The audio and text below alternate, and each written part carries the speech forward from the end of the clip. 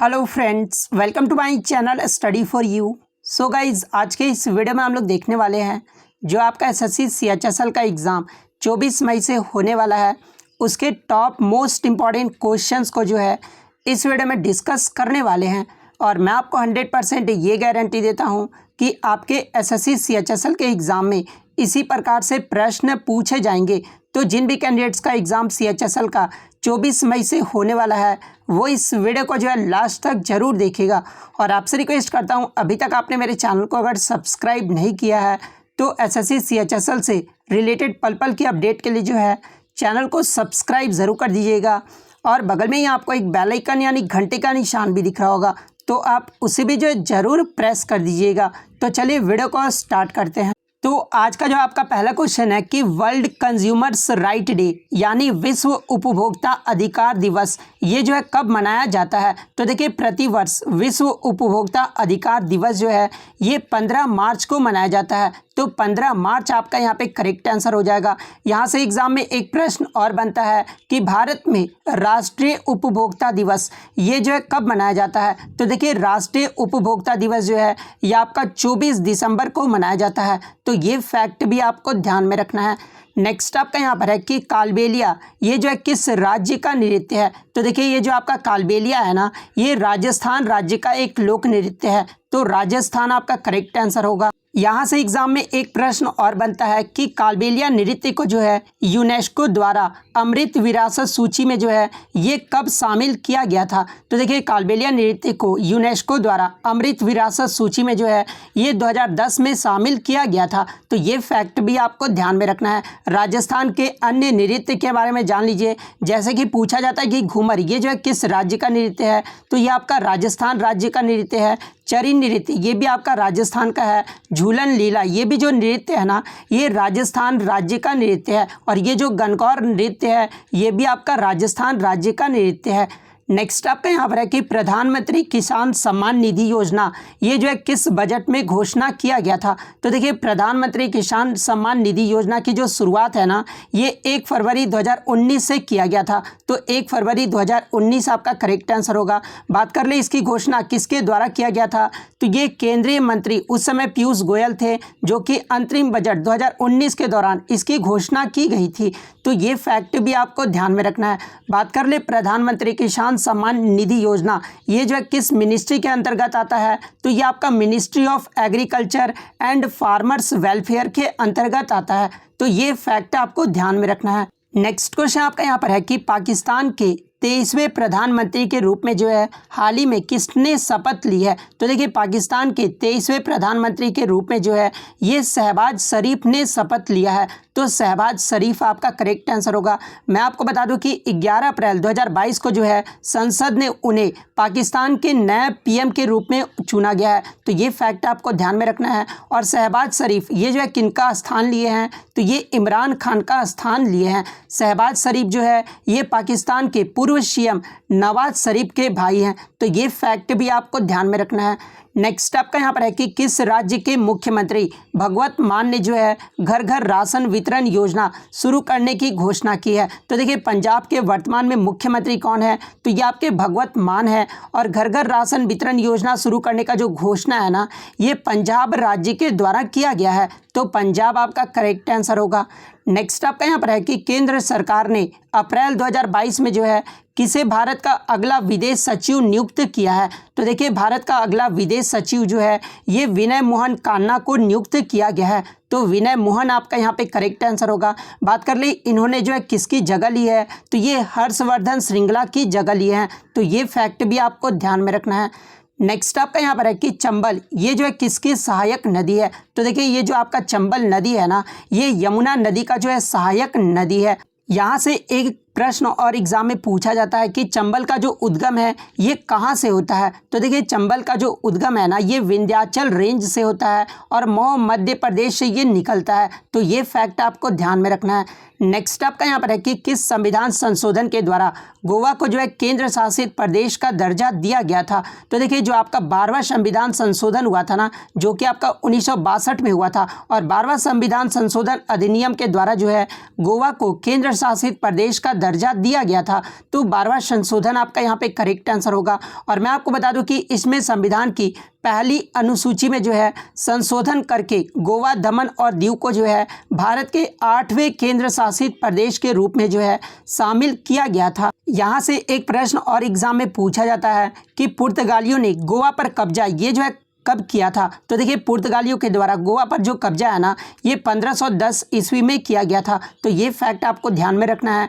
गोवा 19 दिसंबर 1961 में जो है भारतीय प्रशासन को जो है वो सौंपा गया था। और ये जो है कितने वर्षों तक पुर्तगालियों के कब्जे में रहा था, तो ये 450 वर्षों तक जो है पुर्तगालियों के कब्जे में रहा था। और किस संशोधन के द्वारा जो है गोवा को एक राज्य का दर्जा दिया गया था। तो देखिए 56वां जो संविधान संशोधन हुआ था ना, जो कि आपका 1987 में हुआ था। और 56वें संविधान संशोधन के द्वारा गोवा को जो है एक राज्य का दर्जा दिया गया था तथा दमन और दीव को जो है केंद्र शासित प्रदेश के रूप में ही जो है रहने दिया गया था। तो ये फैक्ट भी आपको ध्यान में रखना है। नेक्स्ट क्वेश्चन आपका यहाँ पर है कि भारतीय सांख्यिकी संस्थान यानी ISI इंडियन स्टैटिस्टिकल इंस्टीट्यूट की जो संस्थापक थे ये कौन थे। तो देखिए ISI की जो स्थापना है ना ये सन 1932 में किया गया था। और इसके जो संस्थापक थे ये प्राध्यापक प्रशांत चंद्र महालनोबिस के द्वारा किया गया था। तो प्रशांत चंद्र महालनोबिस आपका करेक्ट आंसर होगा। नेक्स्ट आपका यहाँ पर है कि मेसोस्फीयर परत यानी जो मध्य मंडल है ना इनके बारे में निम्न में से कौन सा कथन जो है वो सही नहीं दिया हुआ है। तो देखिए पहले ऑप्शन में आपका दिया हुआ है कि यह वायुमंडल की तीसरी परत है। तो देखिए मध्य मंडल जो है ये वायुमंडल का तीसरा परत है। तो ये आपका ये जो कथन है ना ये आपका सही दिया हुआ है। मैं आपको बता दूं कि वायुमंडल की सबसे निचली परत कौन सी होती है। तो देखिए वायुमंडल की जो सबसे निचली परत है ना ये आपका क्षोभ मंडल होता है। उसके बाद आपका कौन सा आता है। तो देखिए सबसे पहले तो आपका निचली परत क्षोभ मंडल आता है। उसके बाद आपका समताप मंडल आता है। उसके बाद आपका क्या आता है तो मध्य मंडल आता है। उसके बाद आपका आयन मंडल आता है। उसके बाद आपका बही मंडल आता है। तो ये क्रम जो आपको ध्यान में जरूर रखना है क्योंकि यहाँ से जो है एग्जाम में प्रश्न पूछे जाते हैं। सेकेंड ऑप्शन में आपका दिया हुआ कि इसके तापमान ऊंचाई के साथ जो है बढ़ जाता है। तो ये जो कथन है ना ये आपका गलत दिया हुआ है क्योंकि मध्य मंडल में तापमान ऊंचाई के साथ जो है वो घट जाता है। तो ये आपको ध्यान में रखना है। और यह जो है समताप मंडल के ऊपर स्थित है। तो ये भी कथन आपका सही दिया हुआ है। तो ऑप्शन बी आपका यहाँ पे करेक्ट आंसर होगा। नेक्स्ट आपका यहाँ पर है कि मयूरभंज ये जो है किस राज्य से संबंधित है। तो देखिए ये जो आपका मयूरभंज जिला है ना ये आपका उड़ीसा राज्य में स्थित है। तो उड़ीसा आपका यहाँ पे करेक्ट आंसर होगा। यहाँ से एग्जाम में एक प्रश्न और बनता है कि मयूरभंज जिला ये जो है किसके लिए प्रसिद्ध है। तो ये आपका लॉ अयस के लिए फेमस बादामी पहाड़ी के लिए जो है ये प्रसिद्ध है। तो ये फैक्ट भी आपको ध्यान में रखना है। नेक्स्ट आपका यहाँ पर है कि कर्नल नरेंद्र बुल कुमार ये जो है किससे संबंधित है जिनका 31 दिसंबर 2020 को जो है निधन हुआ था। तो देखिए ये जो आपका नरेंद्र बुल कुमार है ना ये भारतीय सैनिक और पर्वतारोही है। तो आपके ऑप्शन में या तो भारतीय सैनिक दिया रहेगा या तो पर्वतारोही दिया रहेगा। तो इन दोनों में से जो भी दिया रहेगा वो आपका करेक्ट आंसर होगा। और मैं आपको बता दूं कि नरेंद्र बुल कुमार जो है ये इन्हें 1965 में जो है भारत के प्रथम विजेता एवरेस्ट दल के डिप्टी लीडर थे। तो ये फैक्ट भी आपको ध्यान में रखना है। नेक्स्ट आपका यहाँ पर है कि मिस वर्ल्ड रहने वाली प्रथम भारतीय महिला कौन है। तो देखिए मिस वर्ल्ड रहने वाली जो प्रथम भारतीय महिला है ना ये रीता फारिया है। और ये जो है मिस वर्ल्ड कब बनी थी तो ये 1966 में बनी थी। तो रीता फारिया आपका यहाँ पे करेक्ट आंसर होगा। यहाँ से एग्जाम में एक प्रश्न और बनता है कि इनमें से कौन सी महिलाएं जो है मिस वर्ल्ड भारतीय नहीं हैं। तो देखिए मैं आपको बता दूं कि रीता फारिया ये 1966 में बनी थी। उसके बाद ऐश्वर्या राय बनी थी 1994 में। उसके बाद डियाना हेडन बनी थी 1997 में। युक्ता मोखे बनी थी 1999 में। 2000 में जो है प्रियंका चोपड़ा बनी थी। उसके बाद मानुषी छिल्लर 2017 में जो है ये मिस वर्ल्ड भारतीय बनी थी। तो इन सभी का नाम जो है आपको ध्यान में जरूर रखना है। मिस यूनिवर्स की अगर मैं बात कर लूँ यहाँ से भी एग्जाम में प्रश्न पूछा जाता है कि लारा दत्ता ये जो है मिस यूनिवर्स कब बनी थी। तो यह आपका 2000 ईस्वी में बनी थी। सुष्मिता सेन के बारे में अगर पूछा जाए तो ये आपका 1994 में जो है ये मिस यूनिवर्स बनी थी। तो ये फैक्ट भी आपको ध्यान में रखना है। नेक्स्ट आपका यहाँ पर है कि अम्ल का पीएच जो वैल्यू होता है ना वो कितना होता है। तो देखिए अम्ल का जो पीएच वैल्यू होता है वो आपका 7 से कम होता है। तो 7 से कम आपका यहाँ पे करेक्ट आंसर होगा। देखिए 7 से अगर अधिक होता है ना तो वो आपका बेसिक यानी क्षारीय होता है, तो ये भी आपको ध्यान में रखना है। और अगर 7 होता है तो ये आपका क्या होता है, तो ये आपका न्यूट्रल होता है, तो ये भी आपको ध्यान में रखना है। नेक्स्ट आपका यहाँ पर है कि एल्युमिनियम की धातु की पृष्ठ भाग पर जो है हवा की ऑक्सीजन के साथ अभिक्रिया होने से जो है प्राकृतिक रूप से एक संरक्षक परत निर्मित होता है। और ये जो प्रक्रिया ये क्या कहलाता है, तो देखिए इस प्रक्रिया को जो है एनोडाइजिंग यानी एनोडीकरण कहा जाता है। तो एनोडाइजिंग आपका करेक्ट आंसर होगा। नेक्स्ट आपका यहाँ पर है कि माझा द्वाबा एंड मालवा जो क्षेत्र है ना ये आपका किस राज्य से संबंधित है। तो देखिए ये जो आपका माझा द्वाबा और मालवा जो क्षेत्र है ये आपका पंजाब राज्य से संबंधित है। तो पंजाब आपका करेक्ट आंसर होगा। नेक्स्ट आपका यहाँ पर है कि लोकसभा के अध्यक्ष तथा उपाध्यक्ष की जो नियुक्ति का प्रावधान है ये किस अनुच्छेद में वर्णित है। तो देखिए लोकसभा के अध्यक्ष तथा उपाध्यक्ष की जो नियुक्ति का प्रावधान है ना ये आपका अनुच्छेद 93 में वर्णित है। तो अनुच्छेद 93 आपका करेक्ट आंसर होगा। बात कर ले संविधान का अनुच्छेद 81 के बारे में। तो देखिए अनुच्छेद 81 में जो है लोकसभा की संरचना को परिभाषित करता है। तो ये फैक्ट आपको ध्यान में रखना है। वर्तमान में लोकसभा अध्यक्ष कौन है, तो ये आपके ओम बिरला हैं। अनुच्छेद 153 के मुताबिक देश में प्रत्येक राज्य का एक राज्यपाल होगा। ये जो आपका अनुच्छेद 153 में कहा गया है।